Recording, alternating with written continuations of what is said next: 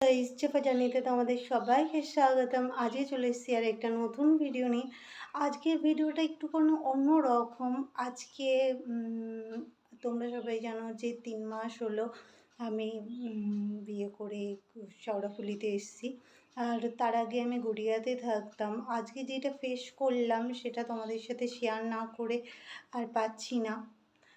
কালকে রাত 10টা 10:30 এরকম সময় এখানে কারেন্ট চলে গেছে। এখন বাজে হচ্ছে তোমার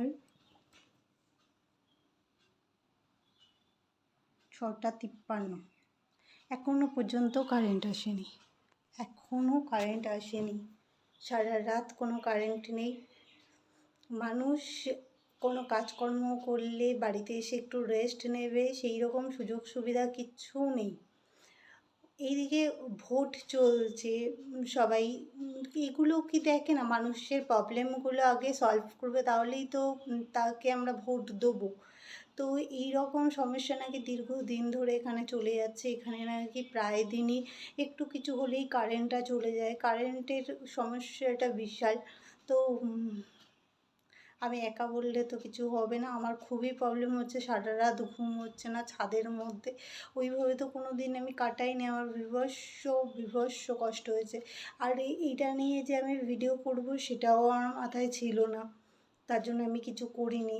কালকে আমি ভাবছি 1 ঘন্টা, লোকের হয়তো হার্ডলি 1 ঘন্টা 2 ঘন্টা কারেন্ট আসবে না, তারপরে চলে আসবে।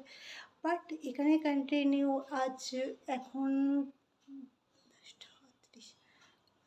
11টা 12টা 1টা 2টো 3টে 4টে 5টা 6টা 7টা ধরতে গেলে ওই 9 ঘন্টার মতন হয়ে গেছে কোনো কারেন্ট নেই।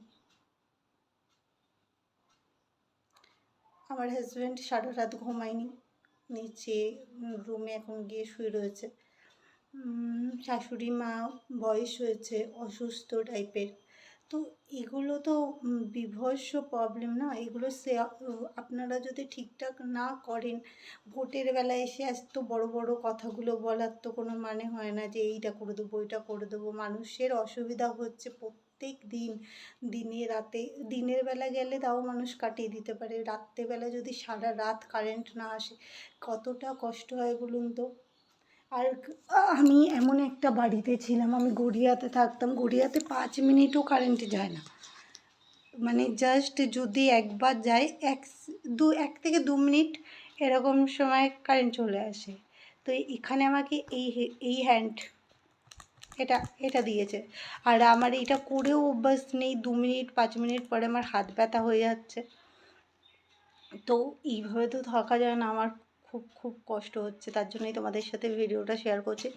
আর তুমি শেওড়াফুলিতে এই যে মল্লিক বাগান, এই জায়গাটায় খোঁজ নিয়ে দেখো, প্রত্যেকের ওই এক সমস্যা, কারেন্টের সমস্যা। তো যারা পার্টি টাটি করছো তাদেরকেই বলবো যে তোমরা তো অনেক বড় বড় কথা বলো, এটা ঠিক করে দেবো ওটা ঠিক করে দেবো। আগে এখানকার কারেন্টটা ঠিক করে দাও, কারণ এখানেও তো মানুষ বাস করে, পশু পাখি বাস করে না যে কারেন্ট ছাড়া তারা থেকে যেতে পারবে। আর প্রত্যেকের ঘরে এসি বা ইনভার্টার নেই যে কারেন্ট চলে গেল কোনো প্রবলেম না, ঠিক আছে চলে যাবে। তো আমাদের ঘরেও নেই ইনভার্টারটা, তাই আমাদের প্রবলেম হচ্ছে, আমরা সারা রাত ঘুমাতে পারিনি। আর আমি জানি এরপরে হয়তো প্রায় দিনই আমাকে এটা ফেস করতে হবে। তো এই সমস্যার আমি চাইছি না।